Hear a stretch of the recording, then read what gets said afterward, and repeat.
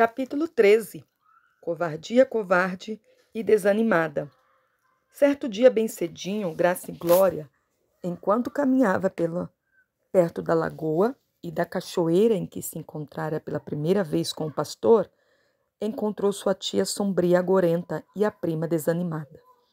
Estavam usando os lindos mantos de louvor, mas a atitude delas era tão estranha e expressava tal ansiedade que Graça e Glória ficou olhando com ar de espanto para as duas mulheres.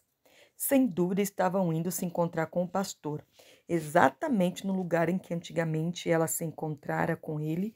Contudo, a expressão no semblante delas despertou-lhe de súbito uma alegre suspeita, e ela não conseguiu conter a curiosidade. Assim, após cumprimentá-las de forma afetuosa, perguntou: "Aonde vocês vão tão cedinho? Parece que estão iniciando uma longa jornada." As senhoras Sombrinha Agorenta e Desanimada trocaram um olhar e não disseram nada por um momento, pois a jornada aos lugares altos era assunto secreto, algo que não devia ser divulgado. Graça e Glória percebeu a troca de olhares e deu uma risada alegre. "Eu sei", disse ela. "Não vou perguntar a respeito disso, mas sei que vão se encontrar com o pastor e ele lhes recomendou que não comentassem o assunto com ninguém. Desejo que vocês tenham uma boa jornada e cheguem seguros aos lugares altos. Espero também que cheguem mais rápido que eu e que ao longo do caminho aprenda com alegria todas as lições, sem medo e sem retraimento." A tia olhou-a com expressão amorosa e agradecida, mas ainda era a mesma senhora sombria agorenta, pois apenas iniciava a jornada e ainda não tinha direito a um novo nome. Por isso respondeu: "Obrigada, minha querida. Sim, vamos encontrar o pastor. Apesar de eu ser velha e triste e não esperar ser de muita serventia para ele, apesar de estar com medo de ser muito velha para desenvolver pés de corça e saltitar como você, o pastor prometeu me levar para os lugares altos e me dar um novo nome. Sei que posso confiar que ele fará o que prometeu." A expressão de amor e de confiança que brilhou nos olhos dela ao dizer essas últimas palavras fez com que Graça e Glória se enchesse de admiração. Desanimada, passou os braços em volta do pescoço de Graça e Glória e beijou-a 2 vezes sem dizer nada. Depois pegou a mão da mãe e as duas se encaminharam para o local do encontro. Graça e Glória apressou-se em direção à vila, pensando em rancorosa, sozinha, naquele sótão sombrio. Como se arranjaria sem a alegria da visita diária da mãe e da irmã? Como estaria se sentindo por ter sido deixada para trás? Ela encontrou-se em rancorosa, que ainda estava fraca e não se havia recuperado totalmente, andando pelo triste sótão, enquanto entoava uma cantiga e mostrava em seu semblante uma expressão maravilhosa de paz e contentamento. De início, Graça e Glória não soube o que dizer. "Você encontrou minha mãe desanimada no caminho para cá, querida?" "Sim", respondeu Graça e Glória, "perto do lugar do encontro." Rancorosa balançou a cabeça. "Pois é", disse ela em tom alegre, "elas vão se encontrar com o pastor.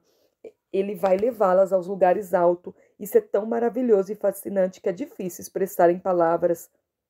Graça e Glória olhava para ela, ainda sem saber o que dizer.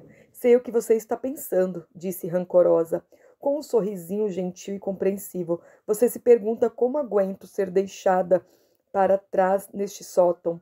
Graça e Glória anuiu, ainda sem dizer nada. Rancorosa explicou em tom suave: "Você sabe que eu não poderia ir com elas, pois meu marido sai da prisão dentro de poucos dias e não haverá ninguém para recebê-lo nem para cuidar dele.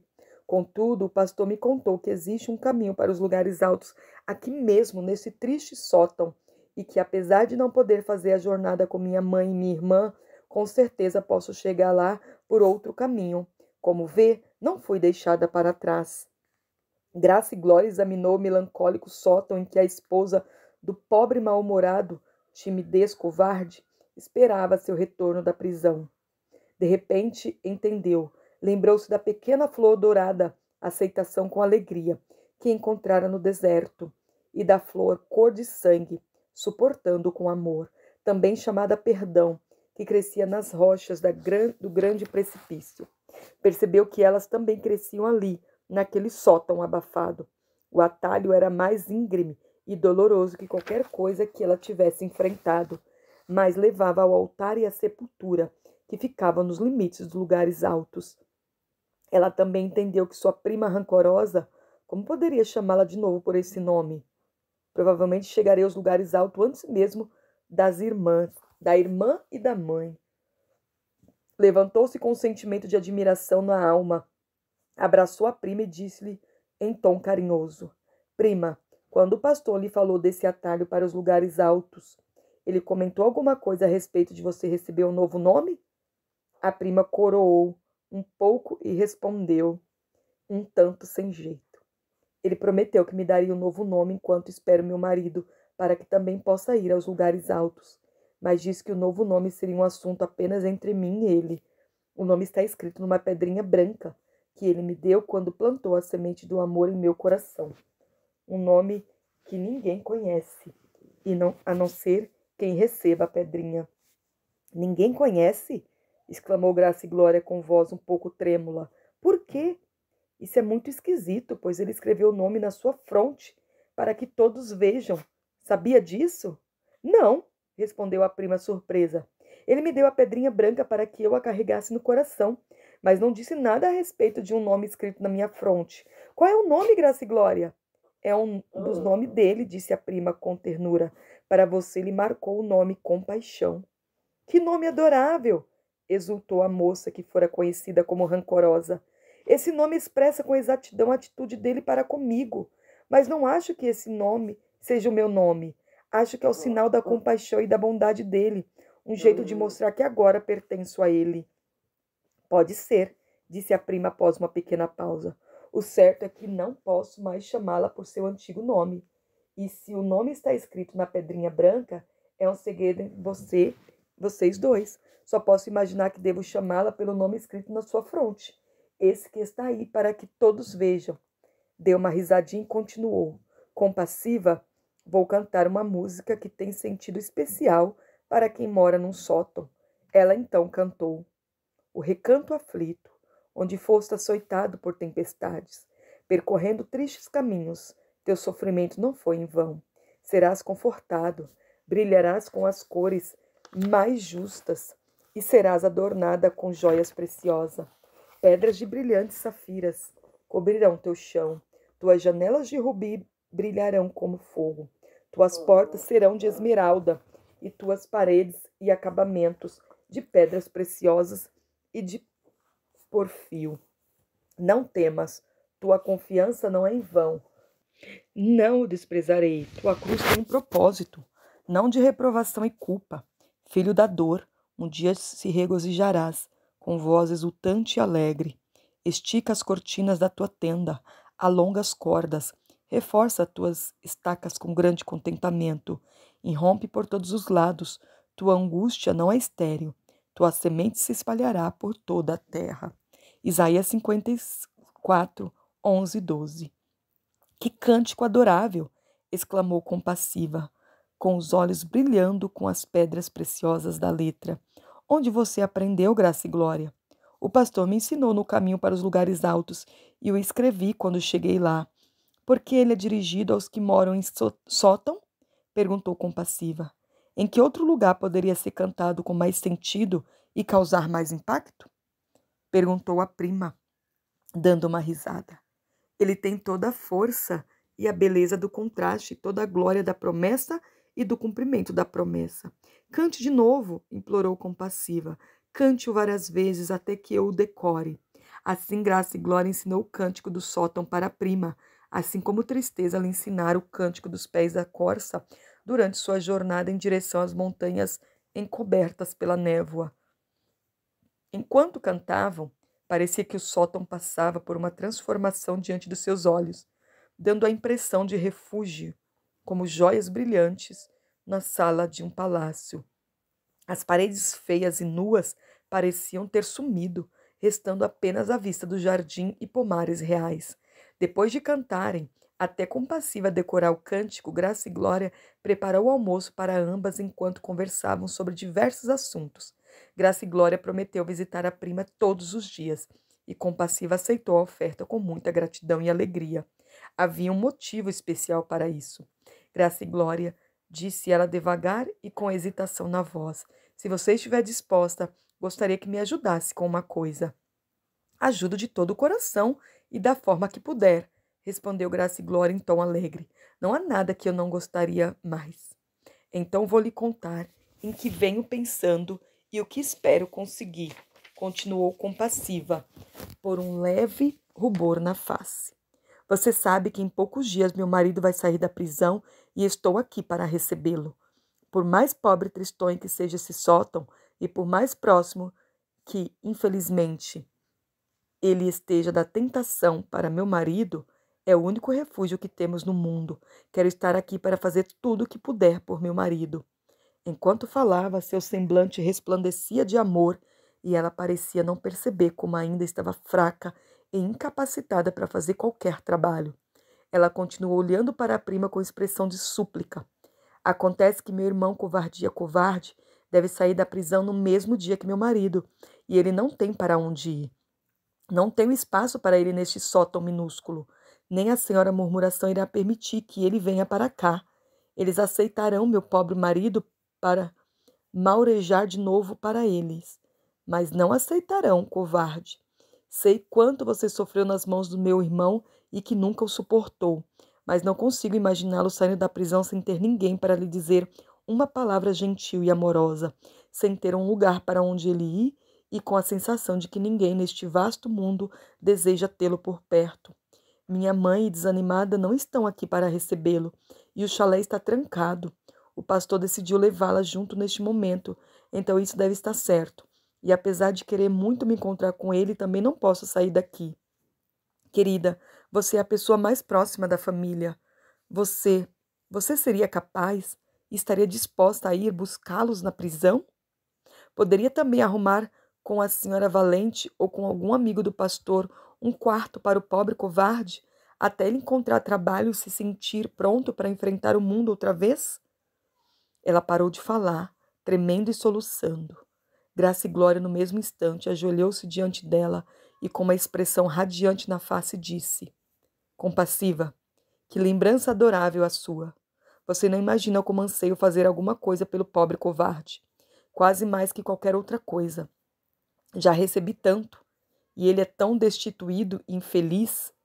É claro que vou à prisão e receberei os dois com todo amor. Covarde é seu irmão, meu primo e meu parente mais próximo. Sabe que um pensamento que veio à minha mente enquanto você falava? É quase sublime demais para ser expresso em palavras. Tenho certeza que veio direto do pastor. E ela ria enquanto falava. Que pensamento foi esse? Perguntou compassiva, ansiosa e com um lampejo de esperança no olhar. Pensei no chalé da sua mãe, vazio e pronto para ser usado. Você não quer que seu marido venha para este sótão, onde vai estar frente a frente com a tentação o tempo todo. Aqui ele não estará a salvo do seu pior inimigo, a bebida. Mas veja, eu, alegria e paz, vamos ao chalé da sua mãe para limpá-lo de alto a baixo e deixar tudo pronto para você. Você poderá deixar esse sótão no mesmo instante. O cântico começa a se tornar realidade. Você, mal-humorado e covarde, poderão viver juntos no chalé da sua mãe. Prometo ir todos os dias até lá para ajudá-la. E você sabe que também pode contar com os outros amigos do pastor. Eles irão ajudá-la com as refeições e com o trabalho de casa. Vocês três poderão viver juntos na casa de vocês. Além disso, quanto mais cedo você sair deste sótão abafado, mais cedo irá se recuperar e seu marido ficará afastado da tentação. O rosto de Compassiva cobriu-se de um belo colorido, e os olhos dela, à simples exposição daquele plano, brilharam como estrela. Entretanto, ela hesitou e ficou tristonha. Graça e Glória, essa ideia soa encantadora, quase tanto quanto ir aos lugares altos. Pensar em estar em casa de novo e fora deste lugar de tentação. Mas como vamos viver? Precisamos de um meio de subsistência, e esse trabalho é o único que o pobre mal-humorado e eu sabemos fazer. Faço os concertos de roupa para a Murmuração, e ele faz o trabalho mais pesado no prédio. Ela respirou fundo enquanto falava e sua face empalideceu de novo. Murmuração não nos deixará ir embora, a menos que consiga que trabalhemos por quase nada. Não, não, exclamou Graça e Glória. Você não está destinada a ficar aqui, apenas sobrevivendo na penúria e à custa da segurança do pobre mal-humorado. Não, nunca. Vamos perguntar ao pastor e aos amigos dele. Deve haver um meio de vocês se sustentarem e também de covarde se sustentar sem precisar depender dos inimigos do pastor. Acho também que a amargura está disposto a ajudá-la a se mudar. Na verdade, acredito que fará qualquer coisa para compensá-la, pois se sente muito infeliz com a pobreza e sofrimento a que você foi submetida desde que veio viver e trabalhar aqui. Deixe esse assunto comigo. Não diremos nenhuma palavra à murmuração, mas vou falar com amargura e pedir a ajuda dele. Nesse meio tempo, a querida senhora Valente e Misericórdia irão me ajudar a preparar o chalé. Na verdade, não vamos perder nem um minuto. Sua mãe deixou a chave do chalé com vocês? Sim. Sim? Ótimo. Deixe a chave comigo e começarei logo o trabalho. Enquanto isso, se você conseguir, comece a empacotar as coisas que precisa levar. Oh, prima, estou tão feliz. Acho que não vou conseguir me conter de tanta alegria. Vou explodir de alegria. Pense nisto. Uma casa para você, seu marido e meu primo covarde. Vou ajudar a prepará-la. Vou buscá-los e levá-los para casa. Existe coisa mais maravilhosa? As duas se beijaram com alegria e gratidão inexprimíveis. Graça e Glória foi à casa da senhora Valente e em seguida foi chamar Misericórdia, indo depois para o chalé desocupado da senhora Sombria Agorenta. As três mulheres e seus amigos realizaram uma transformação inimaginável no chalé e no jardim cheio de ervas daninhas. Confiante e destemido, um dos pastores que cortejava Misericórdia e alguns amigos capinaram o jardim, queimaram as ervas daninhas e plantaram vegetais e flores. Eles também pintaram o chalé. As mulheres esfregaram e limparam os cômodos, costuraram as cortinas, lavaram a roupa de cama e mesa, consertaram e arrumaram a mobília e reabasteceram alegremente, com recursos próprios, os artigos de cama e mesa e as louças que estavam em falta, sem contar os artigos para embelezar os cômodos. Em uma semana, o chalé se transformou na mais limpa, sólida e aconchegante habitação da vila, e os armários estavam cheios de suprimentos, pães, tortas, geleias, frutas, vegetais e vários outros itens. A senhora Valente levou algumas aves e seu futuro genro construiu um ótimo viveiro e um galinheiro. Compassiva foi levada para o chalé e instalou-se ali com grande alegria. Tudo estava pronto para, no dia seguinte, receber seu marido e irmão. Naquela noite, seus amigos mais íntimos reuniram-se em volta dela, tomada de grande alegria por sair daquele sótão miserável para uma casa sua. Parecia outra mulher. Sentados no alpendre, ela, Graça e Glória, os amigos desta, a senhora Valente, Misericórdia e confiante e destemido, conversavam sobre os planos, esperança e temores em relação ao dia seguinte. Sim, havia alguns temores. Eles conversavam sobre todos os aspectos da situação e tentavam confortar uns aos outros. Perguntavam-se como iria convencer os dois homens a tornar para a vila em que todos conheciam a vergonha e a desgraça deles. Como se sentiriam rodeados pelos amigos do pastor? Conseguiriam se manter afastados das velhas companhias? Acima de tudo, livrar-se-iam da terrível escravidão da bebida? Uma coisa era preparar tudo com alegria e amor para o retorno deles, outra era fazê-los aceitar as coisas que o amor preparou para eles. E se agora que tudo parecia possível, eles se recusassem a vir para o chalé? E se tivessem feito outros planos enquanto estavam presos? Talvez preferisse esconder-se na cidade da destruição, onde se perderiam de vez. Compassiva e sua prima estremeciam o mero pensamento de que algo semelhante pudesse acontecer. Confiante e destemido, apertava os lábios e andava de um lado para o outro sem parar, e até mesmo a senhora Valente parecia não ter nada de definitivo a sugerir. Precisavam também decidir quem iria buscá-los na prisão. Se Graça e Glória fosse sozinha, eles poderiam simplesmente ignorá-la e ir embora sem ela. Se o grupo inteiro fosse, quem esquecer o fato de que eram todos amigos do pastor, a quem os dois sempre desprezaram e tinham aversão, isso poderia afugentá-los ou deixá-los mais constrangidos e mais determinados a seguir o próprio caminho.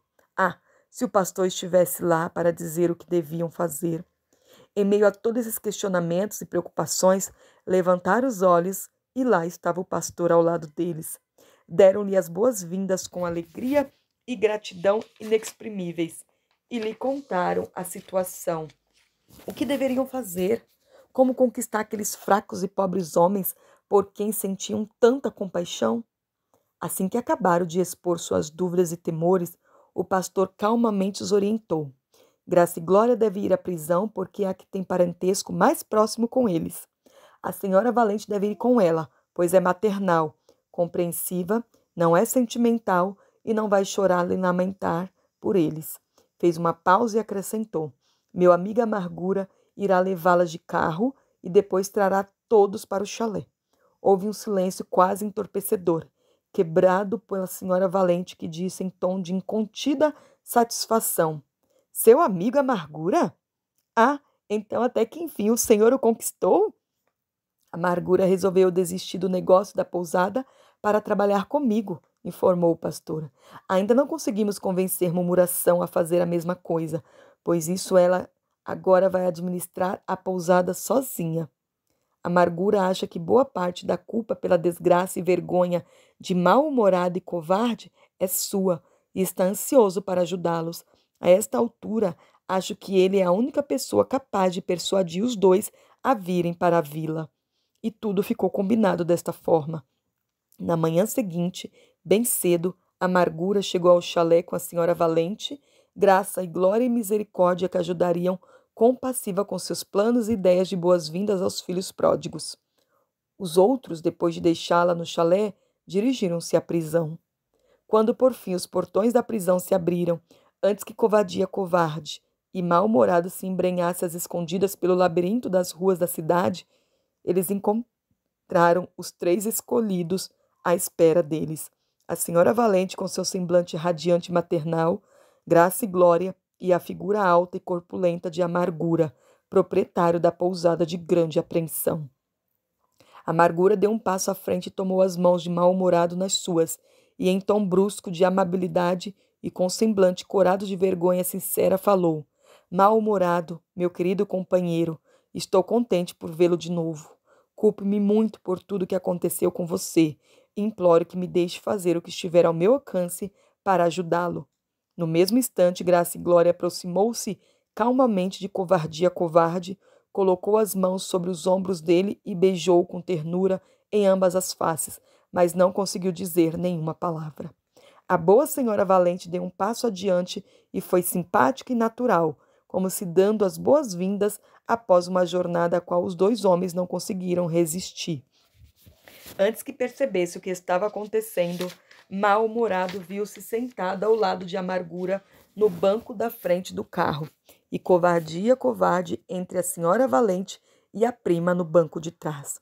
A senhora Valente, essa senhora incrível, logo desandou a falar e a contar aos 2 homens as novidades da vila, sem esperar nenhum comentário ou resposta, que ela sabia muito bem que não viria.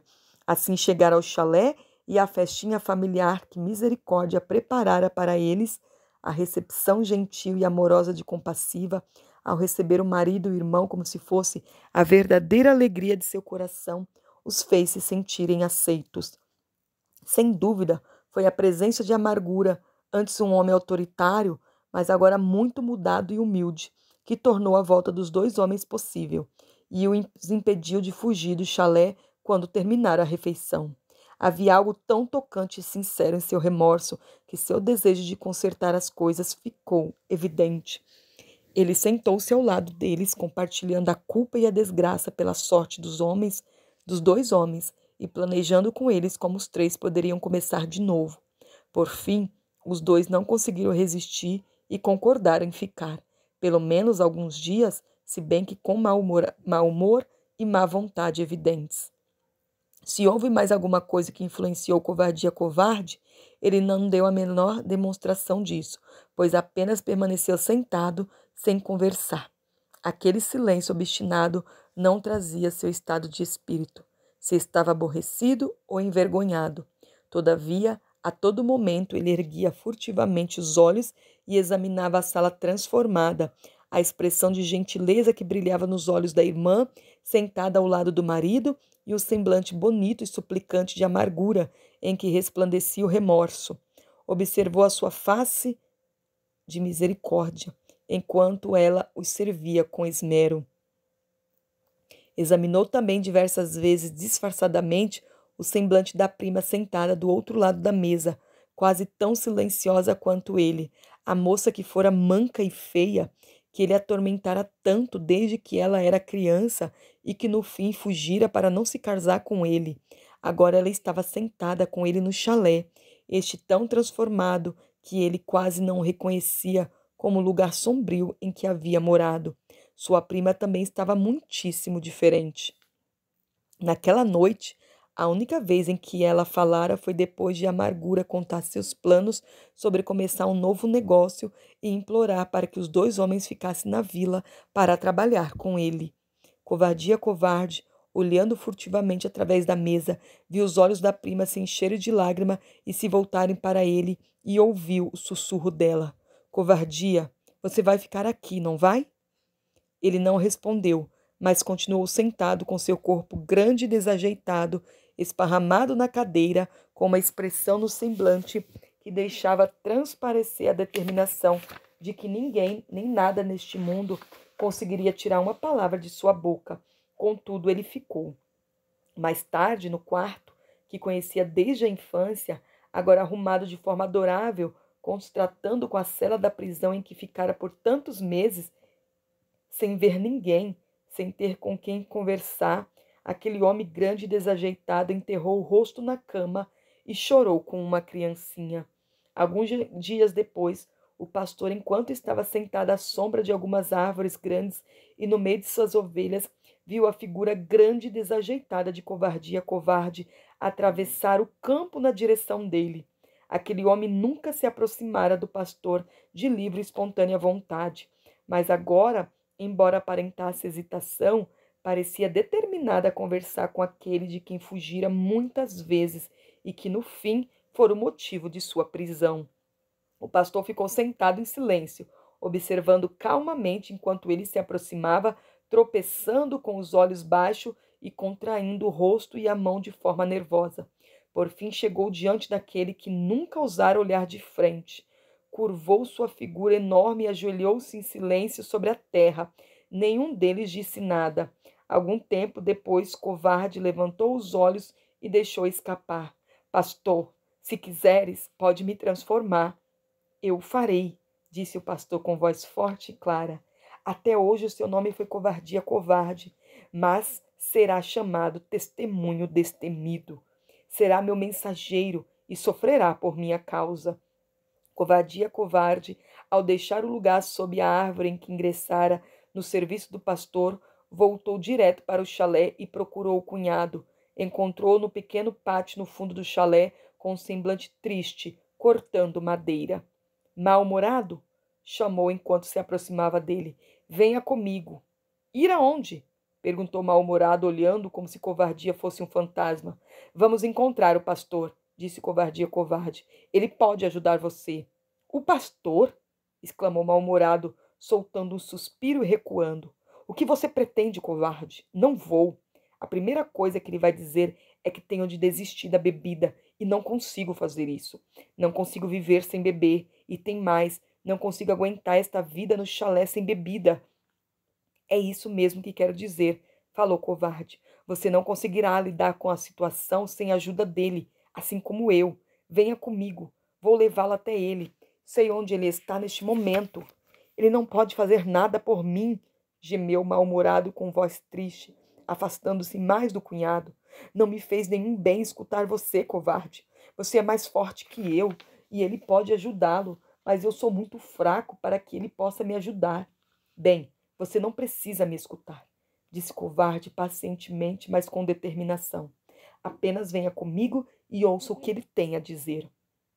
Dito isso, colocou sua mão enorme sobre o ombro do trêmulo cunhado.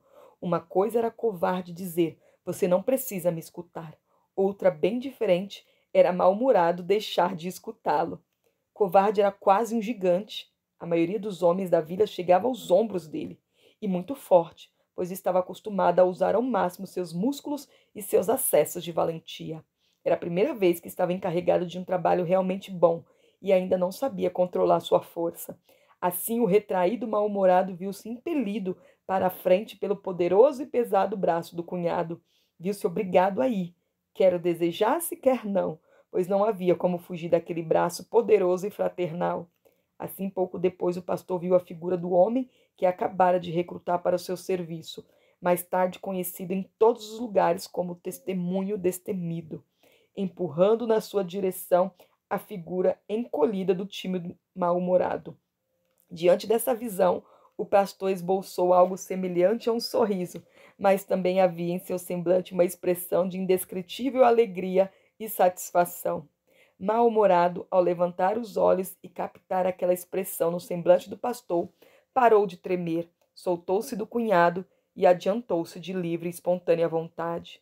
Senhor, disse covardia covarde, colocando o homenzinho diante do pastor e mantendo o grande braço em volta dos ombros inclinados do cunhado. Trouxe aqui meu cunhado. Ele não é, e nem de perto, um homem ruim como eu, mas também precisa da sua ajuda e de seu poder. Mal-humorado contemplou mais uma vez o semblante do pastor, que estava voltado para ele, e viu compreensão e compaixão. Sem pensar, falou com voz fraca e trêmula: Senhor, sou escravo de um espírito imundo e impuro. Será que pode expulsá-lo e libertar-me? Sem dúvida que posso, respondeu o pastor e pôs as mãos sobre ele. Eu o liberto. E quando o Filho liberta você, realmente fica livre. Louvado seja Deus.